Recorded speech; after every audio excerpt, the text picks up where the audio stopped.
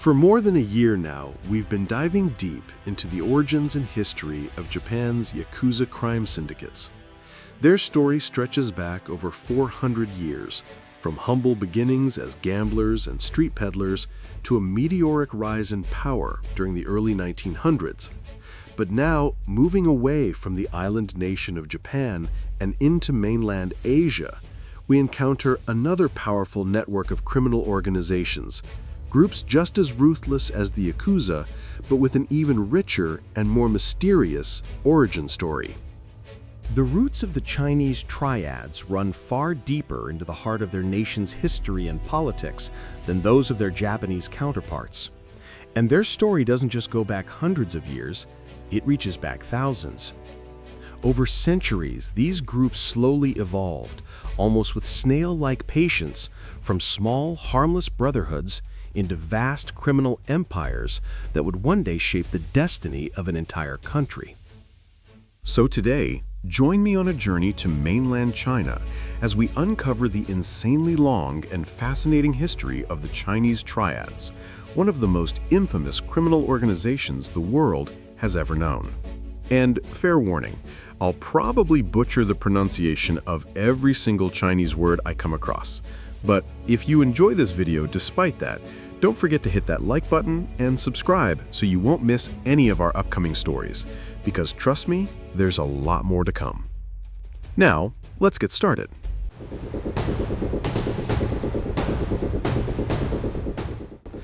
These are the origins and early history of the Chinese Triads. To trace back their roots, we have to travel all the way back to the year 23 AD, the fall of Wang Mang, founder and only emperor of the short-lived Qin dynasty. His death and the collapse of his empire came after a massive attack on the capital city of Chang'an, sparked by waves of revolts and rebellions. Leading one of these uprisings was a group known as the Qi Mei, or Red Eyebrows. They were a secret society, led by a patriotic rebel named Fan Chong, and they painted their eyebrows bright red, partly to intimidate their enemies, and partly because, well, it looked pretty cool. The story of the Red Eyebrows, a secret brotherhood that helped bring down an entire dynasty, was one of the very first of its kind in recorded history. But rebellions like these weren't uncommon. In fact, rebellion was almost woven into China's DNA. Though emperors were seen as divine figures, they weren't untouchable. The people still held them accountable. If an emperor failed to fulfill his heavenly duties, his subjects had not only the right, but almost the duty to rise up and remove him. Natural disasters, floods, earthquakes, droughts were often seen as signs that the emperor had angered the gods. Seen from that perspective, maybe the Red Eyebrows weren't villains at all. Maybe in their own way, they served their country. Eventually, they were crushed by the army of the very dynasty they helped establish. But the spirit of secret societies lived on. For centuries, these brotherhoods continued to rise, driven not just by politics or patriotism, but by a deep human need for connection and belonging, especially in times of chaos. No one understood this better than the peasants, the rice farmers, metal workers, and livestock keepers who formed the backbone of China's dynasties. They worked endlessly, yet were underpaid, undervalued, and often exploited. And it wasn't just the peasants who were unhappy. Many educated men dreamed of becoming mandarins, members of the elite civil service. But only a few would ever pass the grueling imperial exams. Every year, hundreds of thousands tried, and almost all of them failed. What remained was a generation of incredibly intelligent, but unemployed and frustrated citizens. Just like the peasants, they'd had enough of the system. So together, the disappointed farmers and the rejected scholars found common ground. Out of shared anger, hopelessness, and the desire for unity, the roots of new secret brotherhoods began to grow. And from those roots, centuries later, would rise the Triads. The birth of the Heaven and Earth Society. As centuries passed, China's dynasties rose and fell, one after another. But the spirit of rebellion never truly died. By the 1600s, the mighty Ming dynasty, which had ruled for nearly 3 centuries, was crumbling. Corruption was spreading, the economy was collapsing, and foreign forces were closing in. Then came the Manchus, invaders from the north who would establish the Qing dynasty. They overthrew the Ming, took control of China, and ruled the empire with an iron hand. To many loyalists, this was not just a political defeat, it was a betrayal of heaven itself. And so, deep within China's villages and monasteries, resistance began to take shape. In the shadows, secret brotherhoods were born. Among them was one that would outlive them all. The Heaven and Earth Society, or in Chinese, Tian Di Hui. Their name carried a sacred meaning: heaven, earth, and man united as one. They believed they were restoring balance to the world, fighting against the corruption of the Qing rulers and avenging the fallen Ming. But to survive, they had to move carefully, hidden from the eyes of the authorities. They used secret handshakes, coded messages, and symbolic rituals. Their members swore oaths of loyalty and brotherhood, often sealed with a drop of blood. A new kind of order was forming, one based not on royal power, but on honor, secrecy, and unity. These early societies were part rebellion, part family, part spiritual bond. And over time, their influence grew far beyond what anyone could have imagined. The Heaven and Earth Society spread across southern China, from Fujian to Guangdong, and eventually to Hong Kong and Southeast Asia.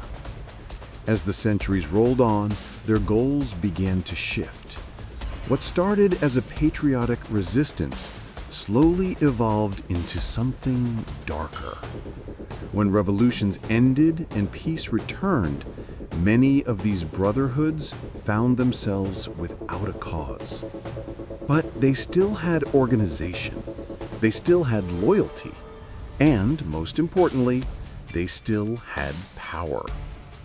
That power would soon find a new purpose, a purpose rooted not in patriotism, but in profit.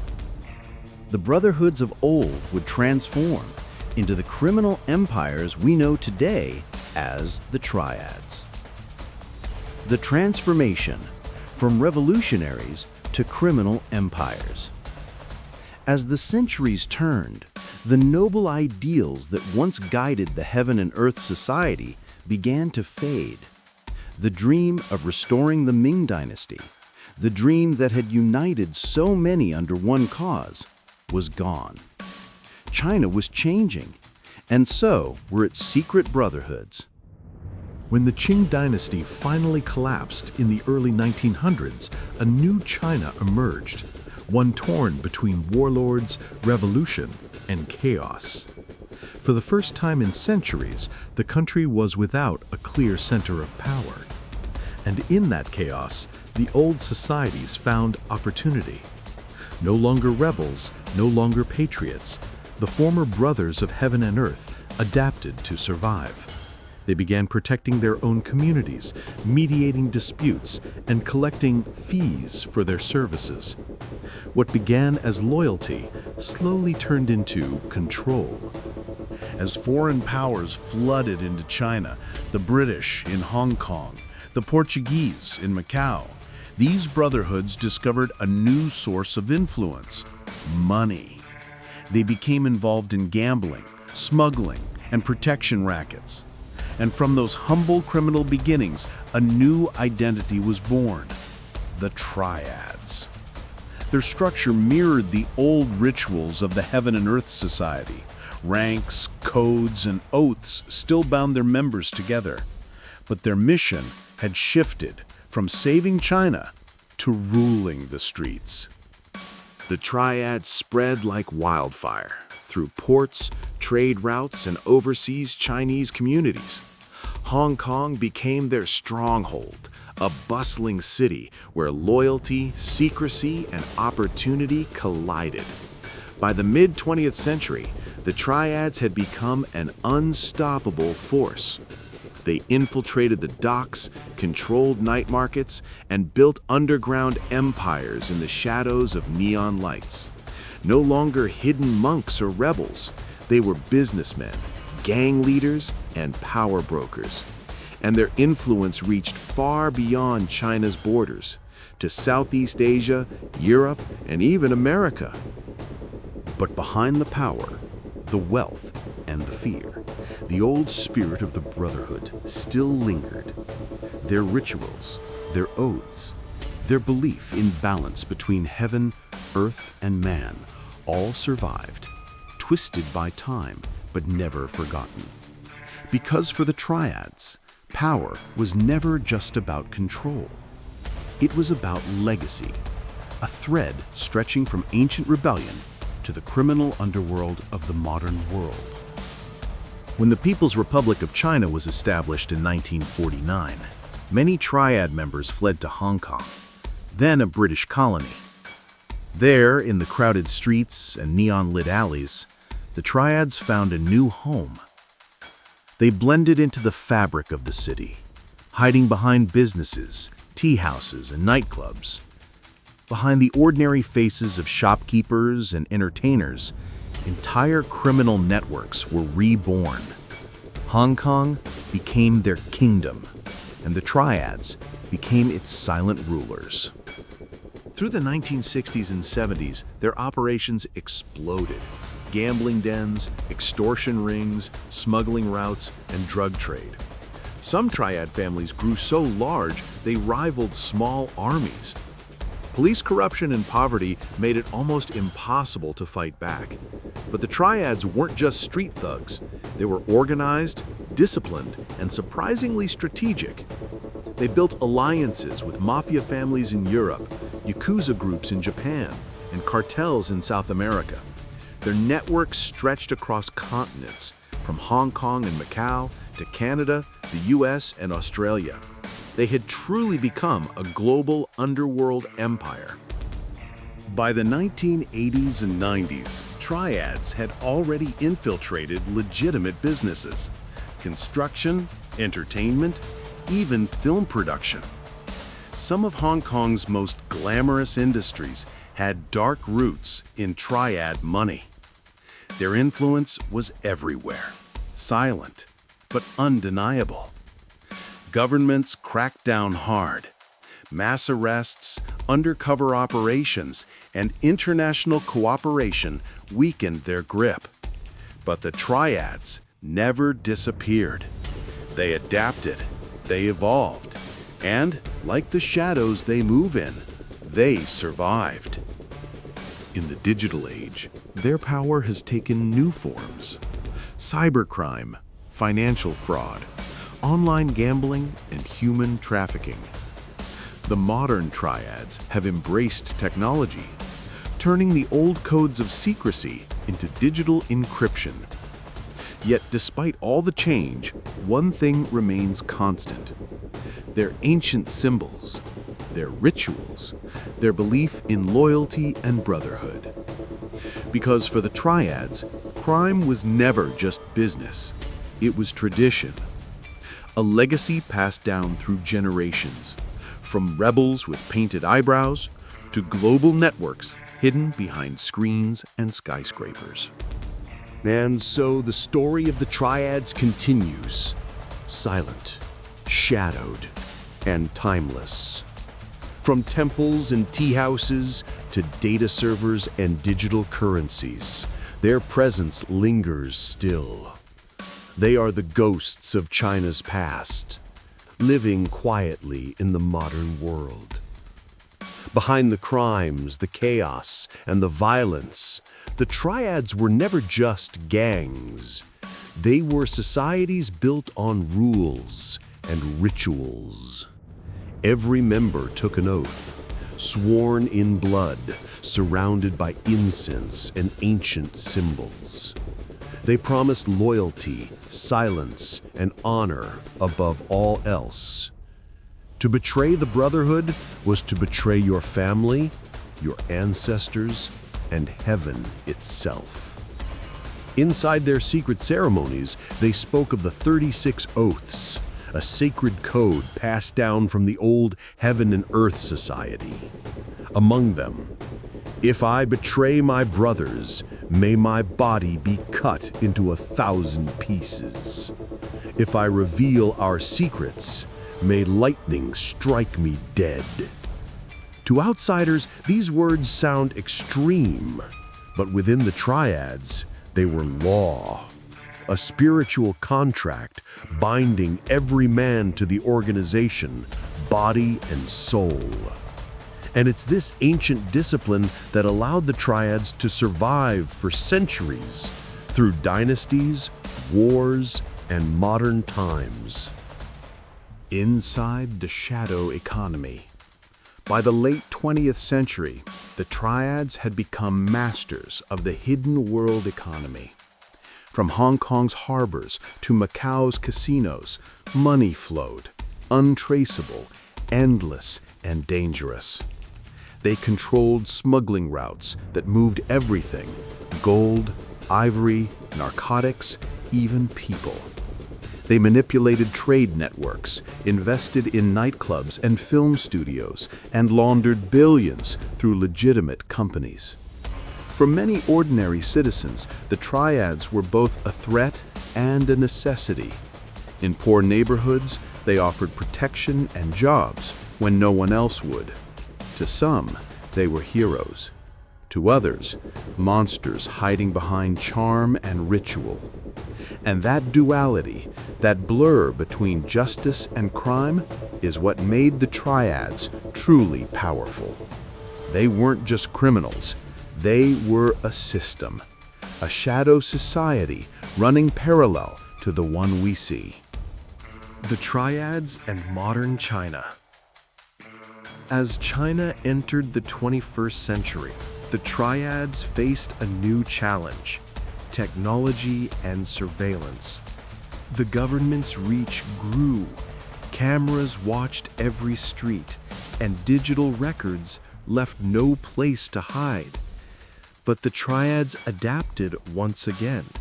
They went global, merging with cyber-criminal networks, investing in cryptocurrencies, and expanding through digital black markets. At the same time, they continued their influence in the physical world, controlling nightlife, construction, and entertainment industries in parts of Asia. Their faces changed, but their essence remained: power, profit, and brotherhood. Even today, whispers of Triad connections appear in news reports, from massive drug busts to billion-dollar laundering schemes. They may not wear red eyebrows anymore, but their reach is as strong as ever. The legacy lives on. The story of the Triads isn't just about crime. It's about survival, loyalty, and the human desire for belonging, even in the darkest corners of the world. From rebels fighting injustice, to smugglers chasing fortune, to modern figures navigating a globalized world, the Triads have always reflected the times they live in. Their rituals are now legends. Their oaths whispered only in secret. And their symbol, the triangle of heaven, earth, and man, still marks the balance between chaos and order. No one truly knows how many Triads still exist today. Some say they're gone, others say they've gone digital. But one thing is certain: their story is far from over. Because the Triads were never just an organization.